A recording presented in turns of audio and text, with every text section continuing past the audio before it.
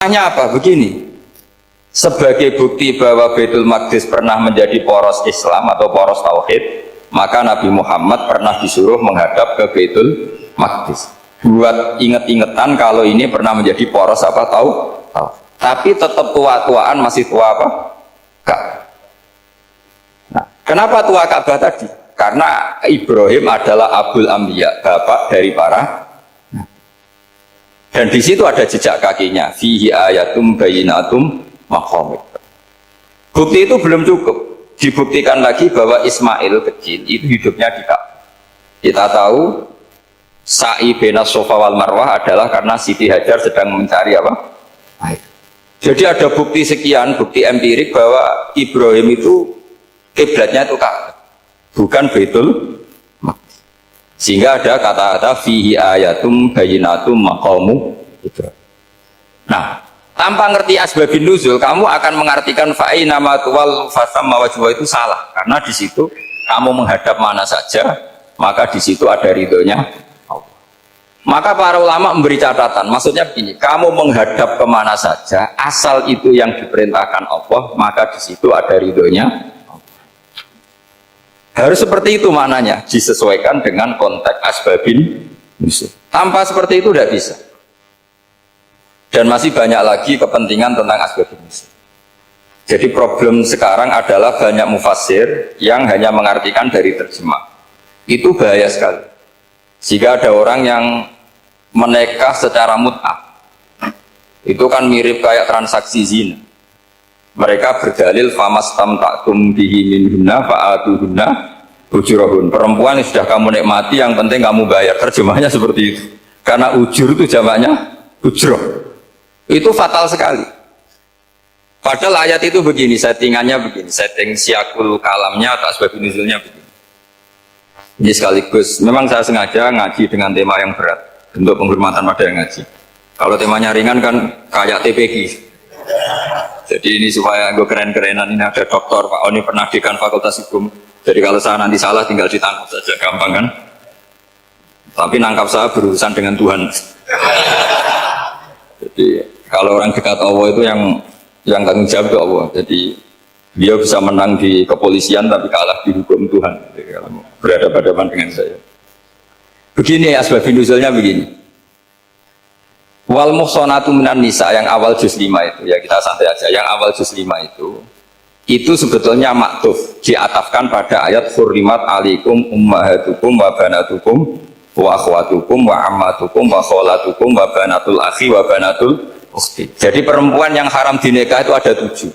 Yang faktor nasab, yaitu siapa? Ibu, putri, saudara putri, bulik dari bapak, amah itu bulik dari bapak, kholah itu bulik dari ibu, keponakan dari saudara lelaki, keponakan dari saudara perempuan. Ini disebut haram karena nasab, nasab gen. Kalau orang Jawa bilang hanya 4 karena ngitungnya bulik baik dari bapak maupun ibu. Kalau orang Jawa bilang kan bulik terus keponakan dihitung 1. Padahal ada keponakan dari saudara lelaki, ada keponakan dari saudara apa? Perempuan. Wa banatul akhi wa banatul ukhti. Terus kedua, haram karena rodok. Kita tahu dalam hukum Islam rodok adalah sama dengan nasab. Jadi ibu yang pernah menyusui kamu berarti jadi ibu kamu, dan saudara sepenyusuan berarti menjadi saudara kamu. Ini disebut wa ummahatukum allati arda'nakum wa akhwatukum minar rodok. Terus ketiga, haram karena musoharoh, karena besanan. Jadi pagi ini misalnya saya nikah dengan Sri, bilang qabil tu nikaha wa taswijaha bil maril matur.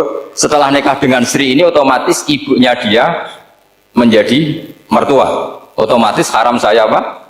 Nikah. Ini namanya haram karena musoharoh. Atau kamu punya anak Zaid. Zaid pagi ini akad dengan Sri. Berarti Sri adalah menantu Anda. Otomatis haram bagi Anda. Itu namanya haram karena musoharoh, karena bisanan. Itu yang disebut waroba apa haram-haram itu kan saat terus itu wa ummahatun nisaikum, apa ibu dari istri-istri kamu. Memang ini agak jelimet, tapi memang syaratnya mufassir harus biasa jelimet. Jangan hanya nyari partai ayat-ayat untuk kepentingan partai. Wah itu ngeri itu. Kacau Quran dipakai kampanye. Terus itu berarti sudah 3 kan? Haram karena nasab, karena rodok, haram karena musuh. Terus yang keempat ini haram yang bukan karena sebab pada seorang perempuan, tapi karena istri orang. Disebut wal muhsanatu minan nisa. Haram menikahi perempuan yang masih milik orang lain. Nah, orang lain yang menikahi ini, istilahnya Allah adalah lelaki yang menikahi perempuan ini adalah lelaki sing muhsinina ghairu musafihin, secara nikah yang sah. Nah, nikah yang sah itu begini dalam hukum fikih Islam. Saya nikah dengan Sri, kalau hanya akad, itu saya wajib bayar mahar hanya separuh. Jadi kalau saya janji bayar 1 miliar, berarti wajib bayar berapa? 500 juta. Kalau janjinya 100 juta, hanya bayar 50 juta. Itu yang wajib bil akdi. Nanti wajib sepenuhnya nunggu bil jima. Kalau sudah hubungan intim, baru wajib 100%. Jadi kalau ada di Jawa, nikah dengan seperangkat alat sholat, itu yang atasannya tok, itu wajib karena akad. Nanti bawahnya nunggu setelah hubungan apa? Intim. Nah, ini hukum Quran, bukan hukum saya. Makanya kan wa in talaqtumuhunna min qabli an tamassuhunna, terus fanis suma faradtum, hanya wajib bayar setengah. Nah, perempuan yang sudah diajak hubungan intim itu kata Allah fa'atuhunna ujurahun, maka wajib kamu bayar Jadi ayat itu tentang perempuan yang sudah dinikah, kita harus bayar berapa? Harus bayar penuh. Ini penting saya utarakan. Nah, problem kita sebagai orang Indonesia, ini juga problem Pak On, problem semua kiai. Mahar di Indonesia itu nggak bisa dibahas di Quran karena keterlaluan, kecilnya itu keterlaluan. Saya ini kan kiai, sering ngakatkan itu sampai bosan, seperangkat alat sholat. Itu ngawur sekali, ini bapak harus nggak mau. Saya provokasi minimal itu ya berapa? 100 juta berapa? Pantasnya berapa? Pantasnya berapa? 10 gram itu berapa nilainya? Kan 1 gram 500 ribu, baru 5. Ya sudah mendingan itu 10 gram. Quran itu bayangannya gini, sambil latihan, yang hafal-hafal biar latihan. Jangan dapat beasiswa karena hafal tapi nggak jelas juntrungannya. Quran tuh bayangannya gini, ini nggak mungkin Quran ini bisa dibaca di Jawa. Wa in aradtum istibdala zawji makana zawji wa ataitum ihdahunna qintaran fala ta'khudhu minhu syai'a. Jika kamu nikah sama seorang perempuan, kemudian kamu cerai, maka mahar yang sudah kamu berikan jangan ambil lagi. Karena mahar di Arab itu mahal, 100 juta, kadang mobil Alphard, kadang GMC. Sehingga setelah menceraikan tuh kebayang menarik. Oh enak, dulu saya memberikan itu kan karena dapat servisnya, sekarang sudah saya cerai, saya tarik. Kalau mahar di Indonesia kan seperangkat alat sholat. Jadi gak kebayang ada kalimat fala ta'khudhu minhu syai'a, jangan ambil lagi. Kebayang ngambil aja enggak? Apalagi kalau nikahnya sudah 2 tahun kan sudah lusuh, sudah. Tapi kalau di Arab itu kebayang karena mahal. Makanya orang Arab suka nikah orang Indonesia karena murah. Jadi bahasa kintoron itu harta yang nggak ternilai. Wa ataitum ihdahunna kintoron. Kok yang nggak ternilai? Mahal betul. Itu pernah saya hitung, ada yang mahar itu 400 juta, ya sekira segitu. Nah makanya setelah dicerai, Allah memperingatkan setelah kamu kasihkan, ya jangan minta lagi. Kenapa kepikiran minta? Karena jumlahnya besar. Kalau di Indonesia kepikiran nggak minta, nggak kepikiran, saking kecilnya. Seperangkat alat sholat, kadang 1 juta. 1 juta itu setelah hubungan intim, sebelumnya yang wajib hanya 500. Itu kan nggak kebayang. Makanya susah ngartikan Quran di Indonesia, kadang susah karena kadang terlalu. Itu pernah Sayyidina Umar radhiyallahu anhu pernah bilang begini, wahai para perempuan, mahar itu jangan mahal-mahal, kasihan para lelaki. Itu ada perempuan alimah, ya orangnya alim betul, meskipun nggak pernah sekolah di UI, tapi alim itu. Itu usul langsung gini, ya Amirul Mukminin, laisa dzalika laka ya Amirul Mukminin. Faqad qala ta'ala wa ataitum ihdahunna qintaran. Kamu hanya seorang Amirul Mukminin, tidak berhak bikin aturan pembatasan mahar. Allah saja tidak batasi, kenapa kamu batasi? Sehingga dulu yang namanya nikahnya Sulaiman Agung atau Jamaluddin siapa atau aku, kalau hadiah ya sampai Tas mahal itu. Ini kan dari bahasa Arab mumtaz mahal. Mumtaz itu istimewa, mahal itu tempat. Dia punya istri yang sangat dicintai, dikasih hadiah mumtaz mahal. Terus ilat Jawa jadi apa? Tas mahal. Itu sama Mujidul Albab kalah. Itu kalau cerai kan kepikiran minta lagi. Dikasihkan yang baru. Tapi kalau di Indonesia tidak mungkin karena apa tadi? Seperangkat alat sholat. Begitu nyari yang murah lagi. Yang bagus kitanya, bungkusnya yang bagus. Nah, maka nggak mungkin kita maknani Quran tanpa mengenal yang bernama asbabin nuzul. Karena makna ayat itu bisa kacau kalau kita tidak tahu asbabin nuzul. Yaitu kayak tadi makna fa'ina ma tuwallu fasamma wajhuhu. Itu maknanya kan kamu menghadap mana saja, boleh saja di sana ada ridhonya Allah. Berarti kan bisa ke timur, ke selatan, ke utara, ke barat. Itu bahaya betul. Sehingga kata ulama harus mengkaji asbabin nuzul. Supaya porsi ayat ini sampai semana jauhnya itu kita tahu. Tanpa tahu itu tidak bisa. Begitu juga menyangkut kiblat. Sekarang saya tanya, kemarin kan ramai dulu juga menak. Kiblat semuanya diukur dengan GPS. Terus beberapa masjid dikomentari salah. Karena diukur pakai apa? GPS. Kalau dalam bahasa falak disebut yaumarostil kiblat. Memang bisa diilmukan. Tapi pertanyaannya begini, dari awal Allah ngendikan fawal liwajhaka syatral masjidil haram. Kamu yang penting sholat itu menghadap masjid. Masjid itu ya bangunan. Sehingga kata Ibnu Abbas yang diriwayatkan banyak ulama mengatakan al-Ka'bah kiblatun li ahlil masjid wal masjid kiblatun li ahlil haram wal haram kiblatun li ahlil masyriq wal maghrib. Jadi kalau orang di dalam masjid kiblatnya harus Ka'bah. Di luar masjid kiblatnya asal bangunan Masjid Haram. Tapi di luar sini kayak di Indonesia boleh semua tanah. Kenapa begitu? Kata Ibnu Abbas karena Quran turun di lisanin Arabiyyin mubin. Jadi kalau orang Jogja kalau mau ke Jakarta arahnya kemana? Barat. Itu sebetulnya ketika Anda ke barat itu persis Jakarta apa bisa saja pasnya itu Pangandaran. Tapi orang itu akan bilang kalau ke barat ya ke Jakarta. Meskipun presisi Anda tepatnya di Pangan. Nah kiblat seperti itu, asal orang menghadap ke barat itu orang sudah bilang ke kiblat. Nggak usah sedetail misalnya harus pas Kak. Saya pernah debat sama tim ahli Kemenang. Nggak bisa Gus, sekarang ada GPS harus tepat Ka'bah. Terus saya bilang gini, kalau teori Anda benar, berarti semua masjid luasnya maksimal 16 meter. Ka'bah itu luasnya hanya 16 meter. Berarti Masjid Ulil Albab yang pojok sana sama pojok sana, kira-kira itu ya sudah ada. Tidak kena Ka'bah. Kalau harus tepat, Ka'bah itu kan diameternya hanya 16. 16 sama 18 kalau nggak salah. Berarti semua masjid kalau ingin tepat Ka'bah harus pas 16. Kalau terlalu luas pilihannya harus cekung. Kan jadi aneh. Makanya saya itu sering Pak, dulu saya ini biasa debat fikih. Kalau di tradisi pesantren namanya Basul Masail. Saya punya teman yang paling kurang ajar, yang paling saya kenang dalam panjang sejarah. Dulu itu kalau debat fikih itu ya seru. Kalau aturan fikih kan gini, soft paling baik itu kan soft pertama, baru kedua, baru ketiga. Yang paling keren kan soft awal, soft. Terus teman saya bilang gini Pak, ya kalau gitu gini aja Gus, desain masjid itu memanjang utara selatan, biar semuanya soft awal. Gara-gara didesain begini kan ada soft 2, soft 3.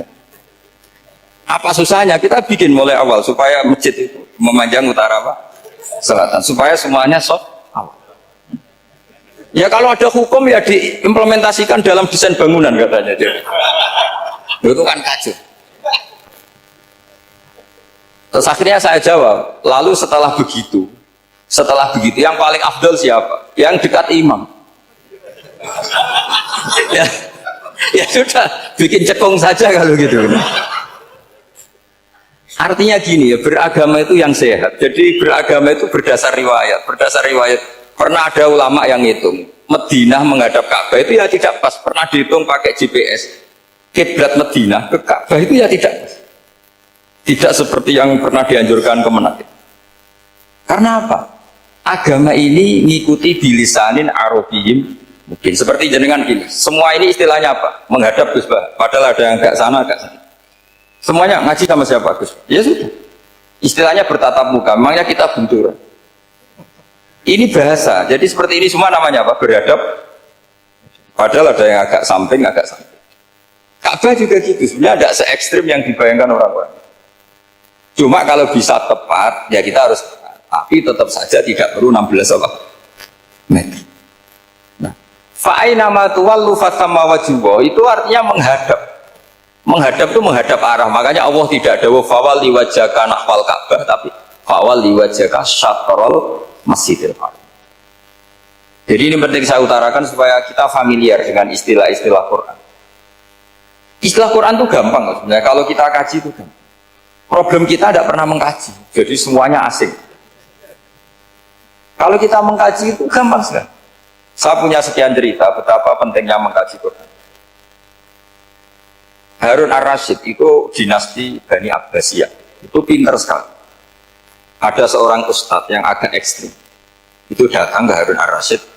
Ya Amirul Mukminin, inni nasihun laka famusaddidun alaika.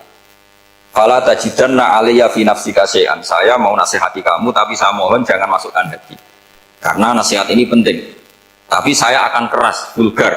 Akan keras, kritik saya akan keras. Karena Anda sebagai Amirul Mukminin tidak becus. Apa kata Amirul Mukminin Harun ar-Rasyid? Uskut ya Ustadz. Nah, sebagian riwayat uskut ya jahil. Kamu itu Ustadz bodoh, tidak usah banyak omong. Terus kita, kenapa saya bodoh? Terus dibacakan ayat faqula lahu qawlan layyinan la'allahu yatadzakkaru aw yakhsha. Inna wa ta'ala qad arsala man huwa khairun minka ila man huwa syarrun minni. Wa ma'a dzalika qala ta'ala faqula lahu qawlan layyinan. Allah pernah menugaskan seorang yang lebih baik ketimbang kamu, yaitu Musa dan Harun. Musa dan Harun adalah seorang nabi. Kepada orang yang lebih buruk ketimbang saya, yaitu Fir'aun. Itu saja etikanya faqula lahu qaulal layyinan. Kamu kalau ngomong yang halus, yang baik, yang berperadaban, kok kamu sama saya mau kasar?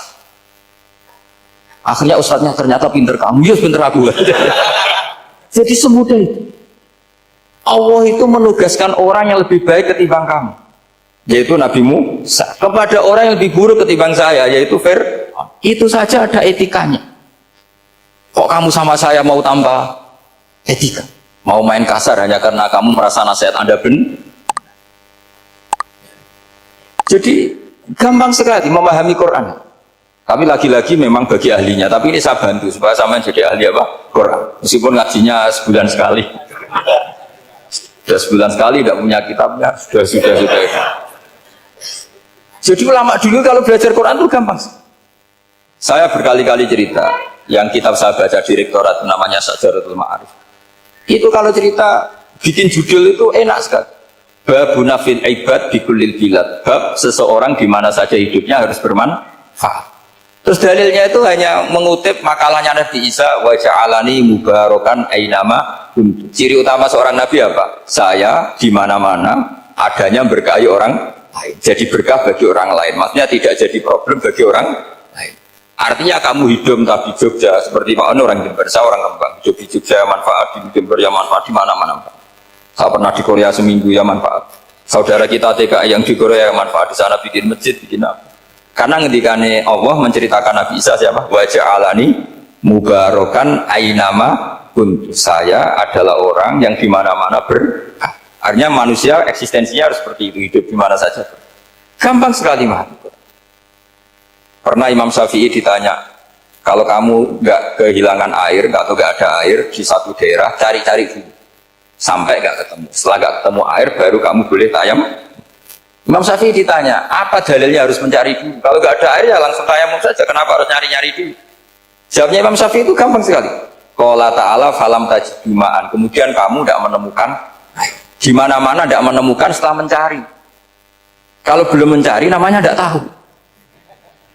Kan ayatnya kan falam tajidu ma'an. Kemudian kamu tidak menemukan air. Tidak menemukan tuh nyari dulu apa langsung ambil sikap? Nyari dulu baru kesimpulannya tidak ketemu. Kalau belum pernah nyari namanya tidak tahu. Segampang itu ulama dulu memahami Quran karena konstruksinya utuh. Yaitu mereka tahu betul bahwa Quran itu bilisanin Arabiyim. Ketika Futuhat Syam dulu itu dikuasai tentara Romawi. Era Sayyidina Umar Futuhat. Yerusalem dikuasai tentara Islam. Itu awal Sayyidina siapa? Umar radhiyallahu anhu. ketika Futuhat mau ada pesta besar-besar.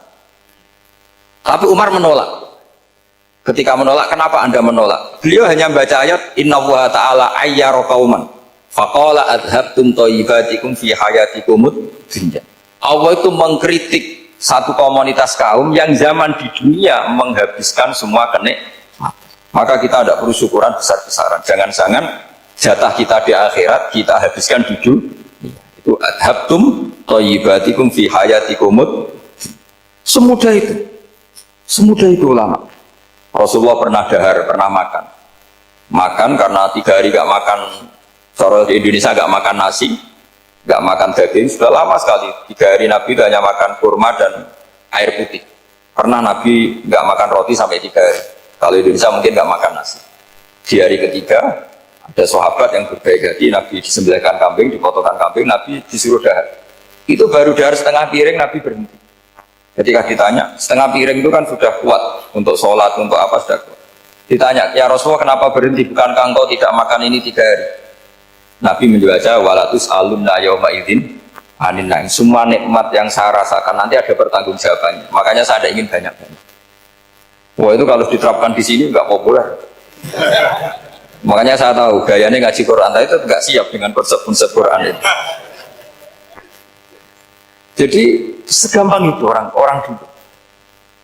Nah karena apa ya itu tadi? Mereka tahu asbabun nuzul. Quran itu diturunkan dalam konteks apa? Lafat ini arahnya kayak apa? Mutlak muqayyadnya kayak apa? Muhkam mutasabihnya kayak apa? Nasah mansuhnya kayak apa? Nah sedikit saya cerita ini mungkin contoh terakhir supaya agak lama-lama. Nanti bingung kalau lama. Yang bingung ya saya. Bingung cara memahamkan. Jadi kalau guru itu kan bingung cara memahamkan, kalau murid bingung cara memahami. Nggak tahu tingkat kebingungannya sama. Kalau guru itu bingung cara memahamkan, kalau murid bingung cara. Jadi ini pertemuan 2 kelompok bingung. Jadi yang satu bingung cara memahamkan, yang satu bingung cara. Kalau orang ekstremis bingung cara merusak suasana, itu nggak benar itu.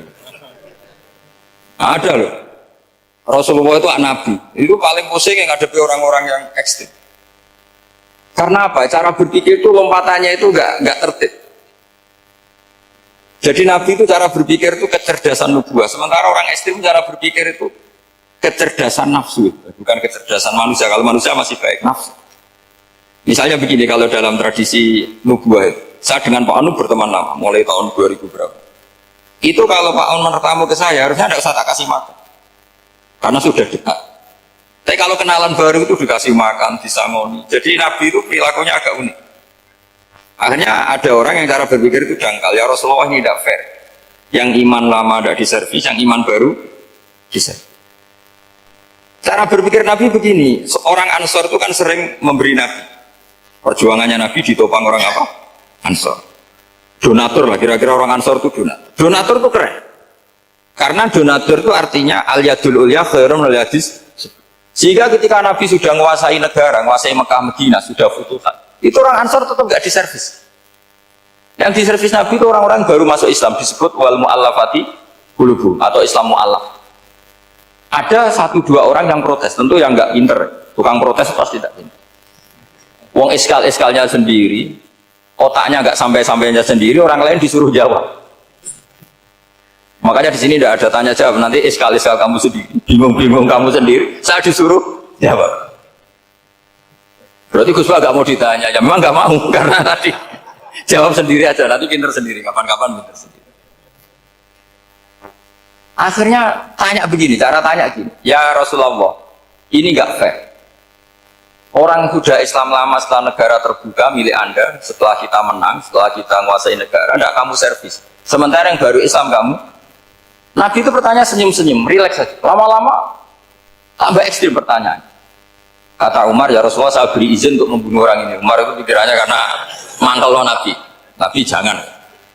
Kalau kamu bunuh, nanti apa kata orang banyak? Inna Muhammad dan yaqtulu ashabah. Dikira Muhammad membunuh sahabatnya sendiri. Nabi masih mendengar, komplainnya masih mendengar. Lama-lama Nabi memberi penjelasan. Kamu ini orang Ansor. Kamu biasa memberi saya, memberi dana perjuangan. Memberi itu hebat. Saya tidak ingin menurunkan grade Anda, grade sebagai pemberi, berarti kelasnya elit, sekarang menjadi penerima. Itu tidak bagus. Itu betapa Rasulullah ini namanya kecerdasan nubuah. Kalau orang biasa memberi, biar memberi saja. Supaya dia tetap heroik, tetap patriotik, tetap keren, karena mentalnya Jangan sampai dari mental memberi, kemudian mentalnya peminta. Jadi kalau Pak On jadi tim suksesnya Pak Jokowi, dia tidak minta-minta. Kalau dulu kampanye, ya kampanye saja. Biar memberi, terus nggak pernah minta. Meskipun akhirnya ya gelong. Tapi Nabi dulu didik gitu. Jadi orang Ansor itu nggak pernah diservis. Padahal jasanya kayak gitu. Supaya kelasnya tetap kelas elit, yaitu pemberi, penanggung jawab. Nabi gak ingin orang Ansor turun grade menjadi penerima. Orang-orang yang cerdas nubuah menerima konsep Nabi seperti itu. Lo tanya sama Pak On, saya dadani terjemahan UI itu puluhan tahun sama Pak. Itu beliau ke kontrakan saya ke rumah beliau. Tidak pernah berharap apa. Saya sangat tertutup. Bukan apa-apa ya, kalau ingin memberi saja. Kontribusi saya pada Al-Quran. Saya tidak kepikiran mendapat. Supaya heroik. Tapi orang-orang yang cerdas amatir tadi, ini gak fair.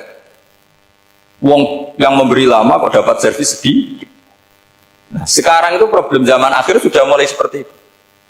Nah, orang ini namanya Dzul Khuwaisirah. Ini yang nanti punya anak turun Khawarij. Khawarij itu orang yang ibadahnya hebat, tapi cara berpikir tentang nubuah salah. Nah, orang lagi Khawarij itu orang ibadahnya hebat, tapi cara berpikir nubuah salah. Nubuah itu unik. Nubuah itu cara berpikir tadi apa ya? Melihat sesuatu yang benar biar benar terus itu. Yaitu tadi mental memberi itu ya biar memberi terus, tidak usah di-share. Maka ketika Abu Bakar jadi Khalifatul Rasulullah, itu ada sistem kepegawaian. Itu gajinya Umar yang sudah Islam lama, gajinya Abu Bakar yang sudah Islam lama, itu sama Abu Sufyan sama. Padahal Islamnya Abu Sufyan baru setelah Fathu Mekah, kira-kira baru setahun. Terus diprotes sama orang-orang, ini Islam lama kok gajinya sama Islam yang baru setahun kok sama. Kata Abu Bakar, fadailuhum indallah, mereka punya kelebihan Islam lama itu indallah, nanti balasannya biar surga. Kalau di dunia sesuai profesinya.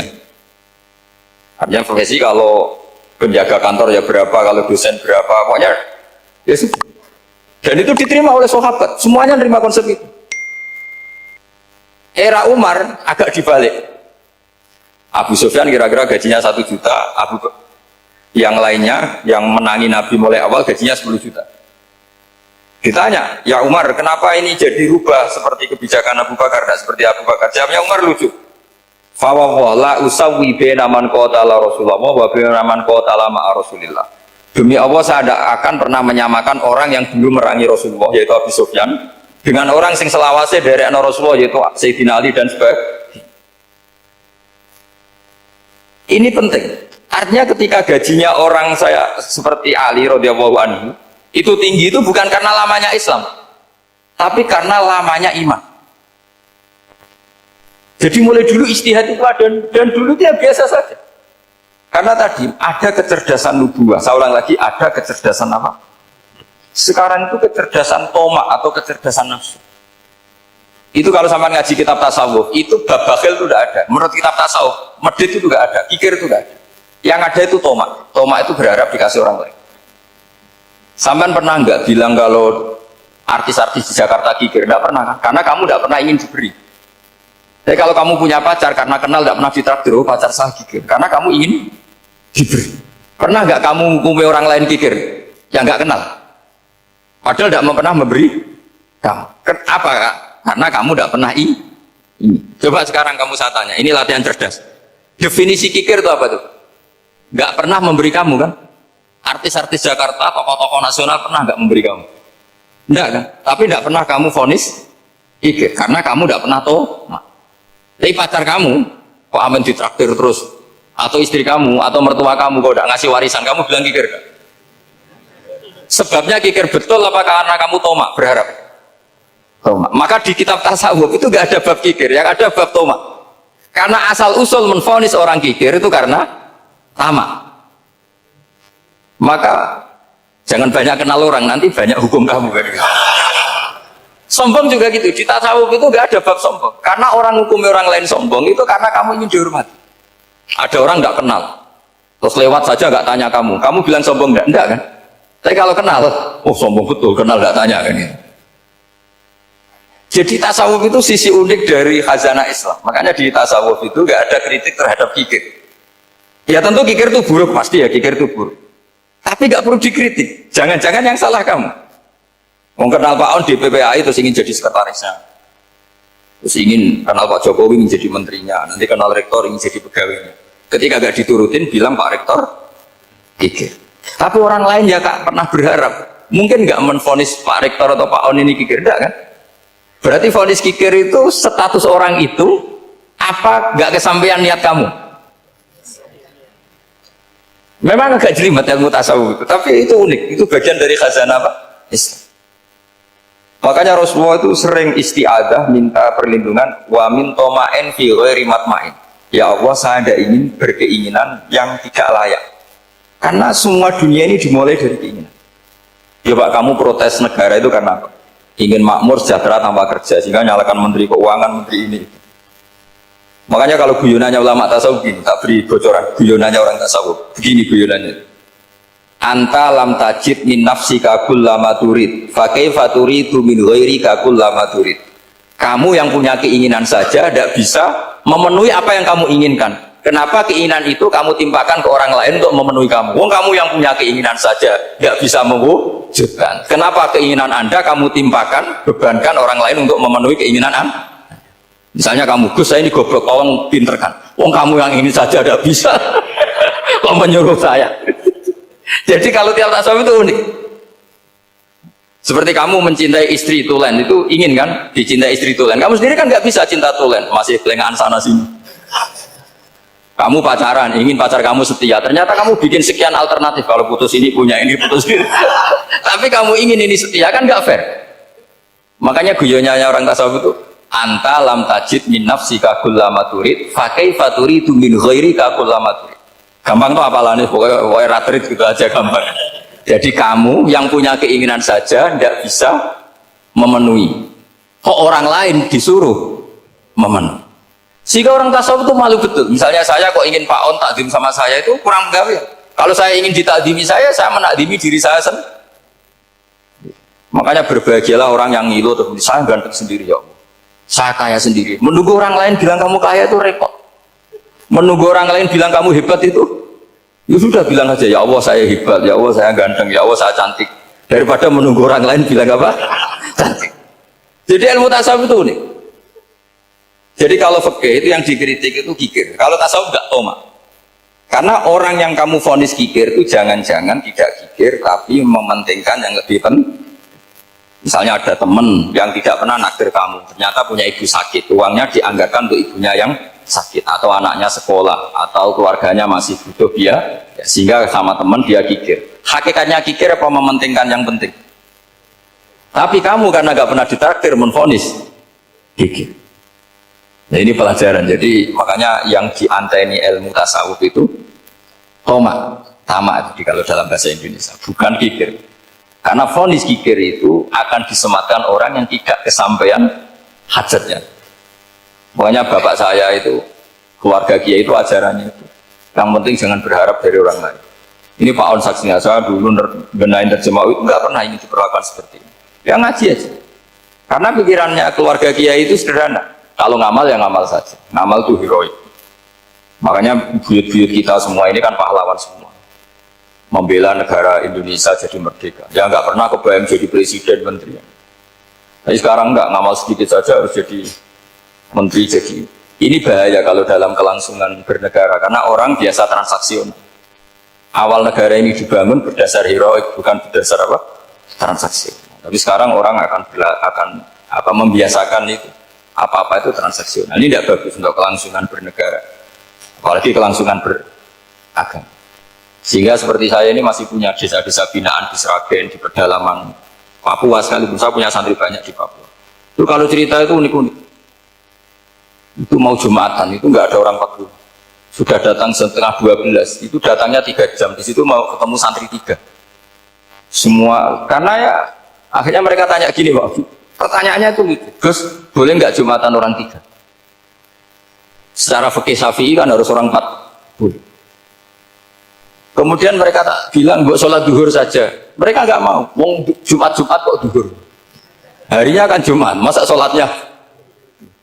Sehingga kita yang jadi kiai akhirnya nyari fikul madzhabil arba, nyari fikih madzhab 4. Ternyata Imam Malik membolehkan orang 6. Ada yang bilang 12. Yang penting keceluk jamun itu kelompok. Kalau 3 kan belum keceluk apa?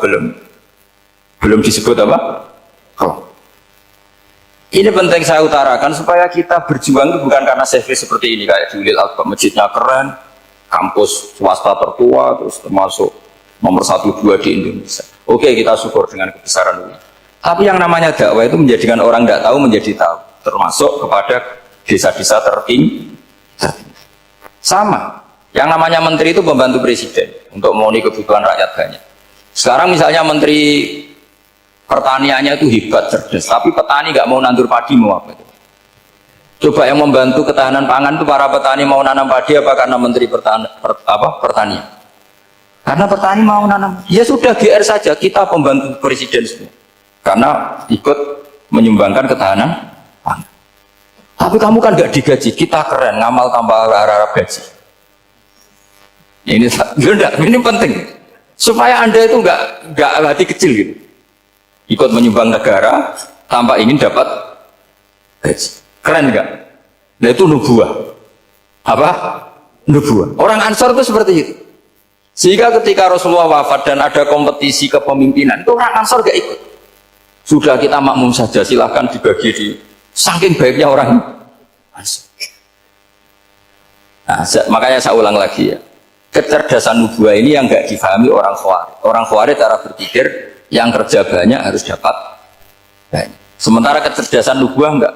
Yang biasa memberi terus memberi saja biar derajatnya tetap al-yadul ulya.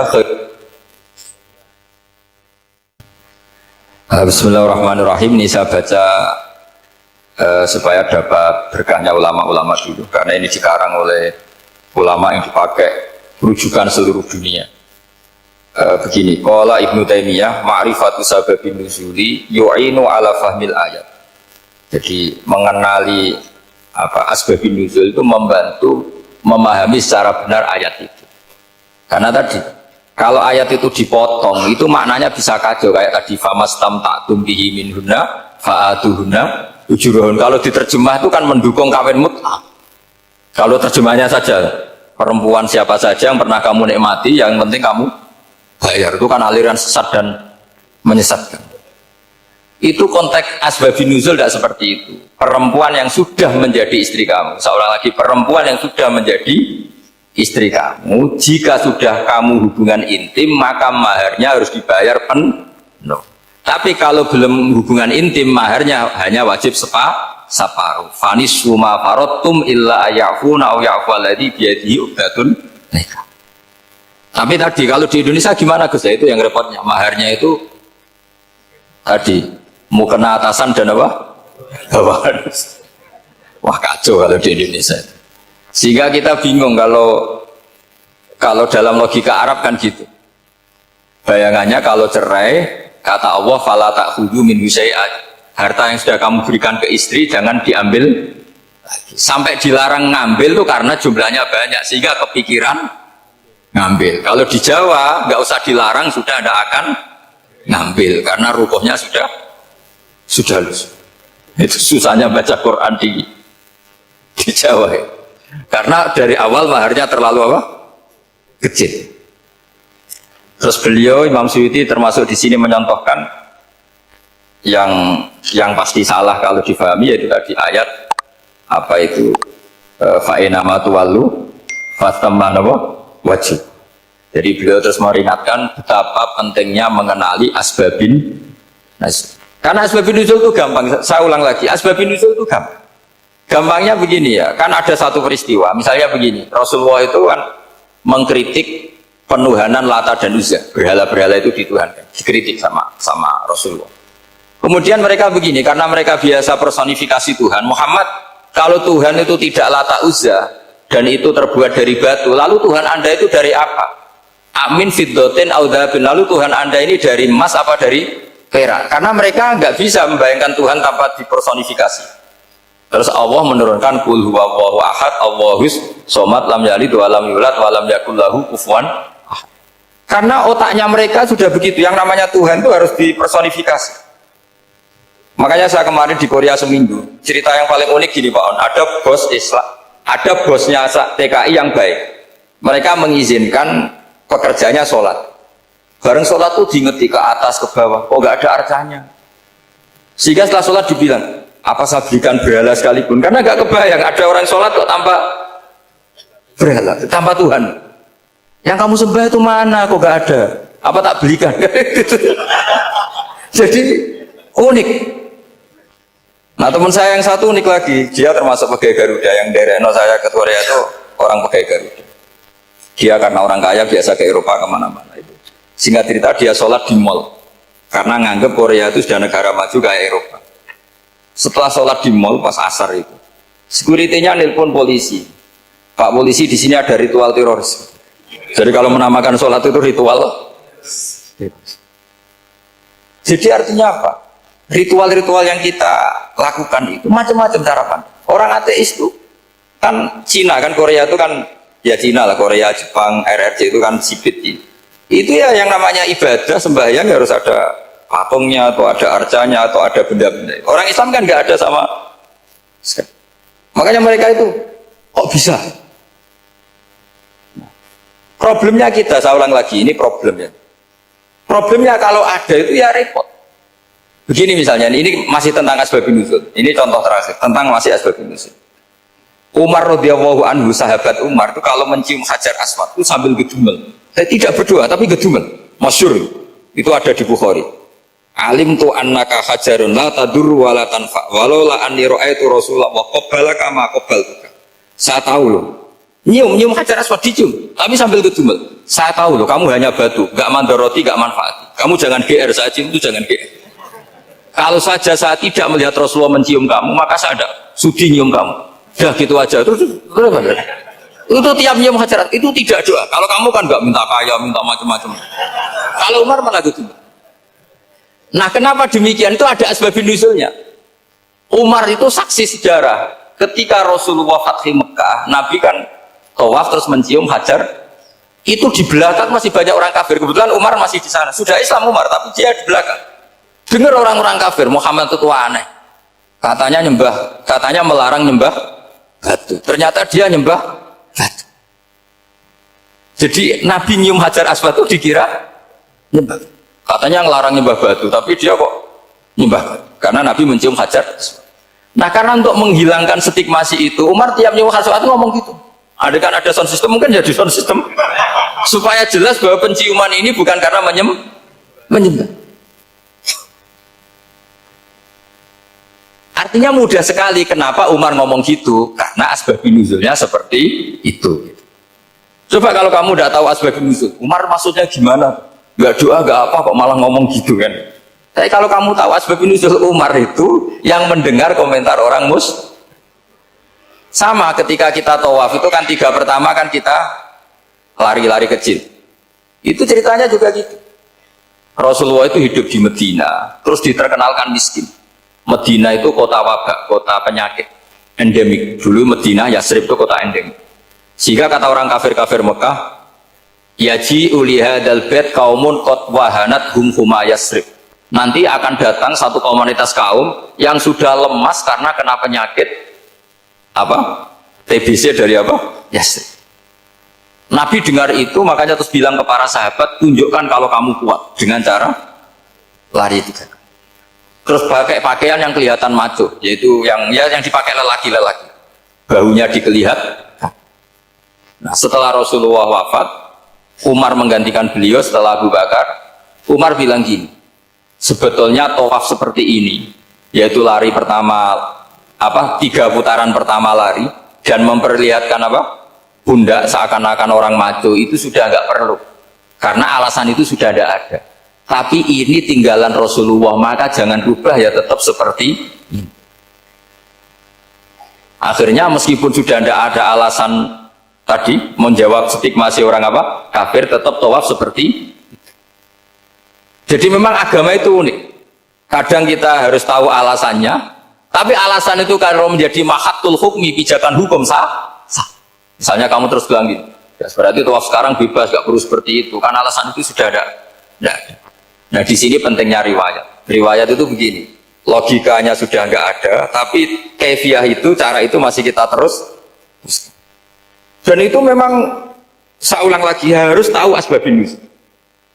Saya beri contoh ya, misalnya wa idza darabtum fil ardi falaysa 'alaikum junahun an taqsuru minas shalah. Terus ayat di mana? In khiftum ayyaftinakumul ladzina kafaru.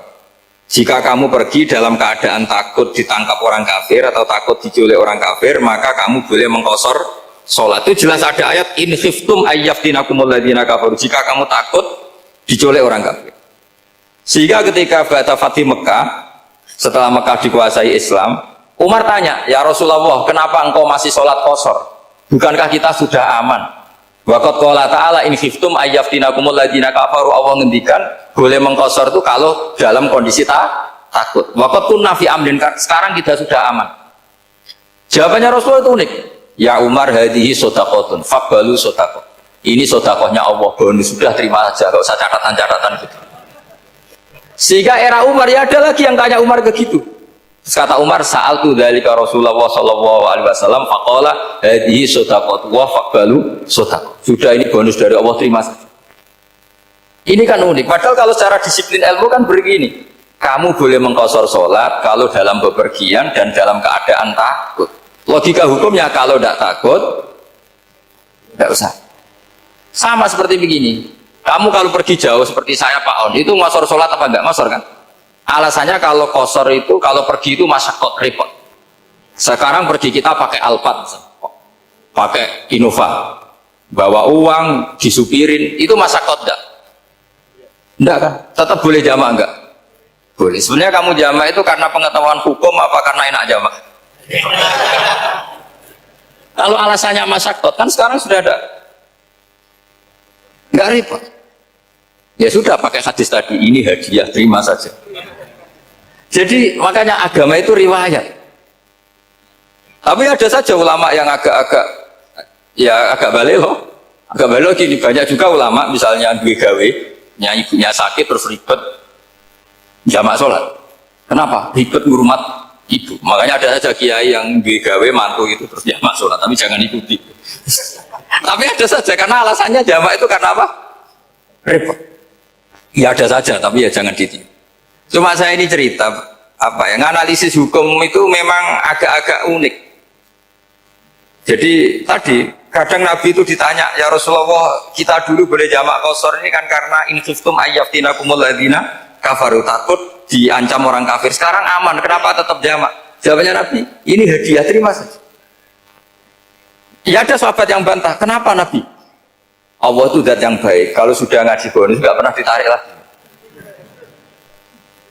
Makanya Nabi kalau berdoa itu nih, ya siapa yang disiksa di dunia karena dosanya, fawahu akramu min ayyus sanniya uqubatahu fil akhir.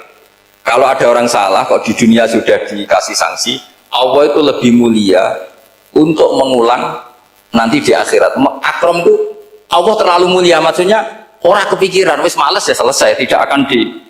Kalau sampean kan enggak, masih ingin lagi. Jadi itu cara berpikir apa? Nubuah. Jadi berpikir nubuah itu beda. Ada orang pas sujud diinjek sama orang fasik. Diinjek, kemudian si yang sujud tadi, wa la yaghfiru wa laka, demi Allah tidak akan ngampuni kamu. Itu langsung Allah memberi wahyu sama Nabi di zaman itu. Bilangin yang sedang sujud itu, dia harus minta maaf sama saya, kata Allah. Man dzalladzi yata'alla ala fulan, dia bersumpah bahwa Allah tidak akan memaafkan orang itu. Itu harus diralat. Nabinya iskal, kenapa ya Allah? Yang Tuhan itu saya ini punya sifat dua, bisa menyiksa dan bisa memaafkan. Kenapa dia milih sifat saya satu tidak memaafkan? Akhirnya apa? Orang yang injek tadi sama Allah dikasih tobat dan jadi orang soleh. Jadi itu makanya kamu nggak boleh jadi orang ekstrim nyifati Allahnya satu. Nggak boleh, Allah tetap bisa yaghfiru liman yasha wa yu'adzibu may yasha. Sifatnya Allah dua ya tetap dua, nggak boleh kamu pilih satu. Misalnya kamu kan biasanya gini, yang ghafur untuk kamu, yang sadidul uqab untuk orang lain. Mesti kelakuannya sama kan begitu. Nggak boleh seperti itu. Rasulullah kayak apa bencinya sama Wahsy? Karena Wahsy itu qatilul Hamzah. Yang membunuh Sayyid Hamzah siapa? Itu bencinya bukan main Rasulullah. Sampai maksud-maksud Wahsy. Tapi sama Allah malah diturunkan ayat laisa laka minal amri syai'un aw yatuba alaihim aw yu'adzib. Muhammad, meskipun kamu kekasih saya itu tidak wilayah kamu, maafkan atau enggak, terserah saya, kata Allah. Ternyata betul, malah Wahsy dikasih tobat. Nah sekarang enggak, orang itu nyifati Allah sama orang lain sadidul iqab, kalau sama dirinya enggak boleh seperti itu. Allah ya sifatnya tetap. Jadi boleh kamu misalnya berdoa, ya Allah mbak yang cantik itu semoga dapat jadi istri saya. Mbaknya juga boleh berdoa, ya Allah naudzubillah min dzalik. Jadi ini adu kekuatan, nanti terserah nanti Allah pihak yang mana. Kayaknya pihak yang perempuan. Karena kasihan kan kalau cantik dapat orang apa? Jelek. Saya tuh andaikan boleh fatwa fikih, yang saya haramkan tuh orang jelek dapat orang jelek. Karena kasihan anak-anaknya, tahu-tahu jelek banget. Jadi kan kasihan itu. Jadi dalam Islam itu seperti itu. Jadi apapun benci kita sama musuh kita, Allah bisa saja memperlakukan musuh kita secara baik. Karena Allah itu yaghfir. Tetapi kita harus sifati Allah yaghfiru liman yasha wa yu'adzibu. Jangan karena kita benci seseorang seakan-akan Allah sama dia pasti yu'adzib. Pasti menyek. Itu yang dicontohkan Allah kepada Rasulnya, itu beliau tidak cocok sama Wahsy, malah Wahsy dikasih petunjuk. Makanya terus ada ayat apa? Laisa laka minal amri syai'un aw yatuba alaihim aw yu'adzib. Muhammad, tidak wilayah kamu, saya menentukan mengadab atau Makanya rata-rata kiai ulama itu halim. Halim itu rileks. Layinal janib, tidak gampang menvonis orang lain. Biar Allah tetap dengan sifatnya yaf'alu ma yasha, bahwa Allah bisa melakukan apa saja. Soal kamu benci sama seorang, benci saja atas nama kamu, jangan nyatut-nyatut Allah. Saya kamu cinta seseorang, wah ini yang calon presiden ini harus jadi presiden. Ternyata Allah menghendaki jadi menteri, mau apa? Ya Allah ya falumaya, saya mau apa coba? Yang kiai atau Pak On, GPI, patutnya kan menteri agama itu Pak On. Tapi kalau Pak yang takdir gitu mau apa? Ya sudah, Allah ya falu. Santai aja. Itu rileksnya ahlul ilmi, ya sudah santai saja. Ini negaranya Allah, ini kerajaan Allah, ini buminya Allah, ya Allah biarin ya falu. Mas, jadi Tuhan Allah kamu yang repot. Jadi Tuhan itu Allah kamu yang repot. Ya Allah biar tetap ya falu mayasa. Allah boleh ya fi'il mayasa, udah tibu mayasa. Saya kira demikian.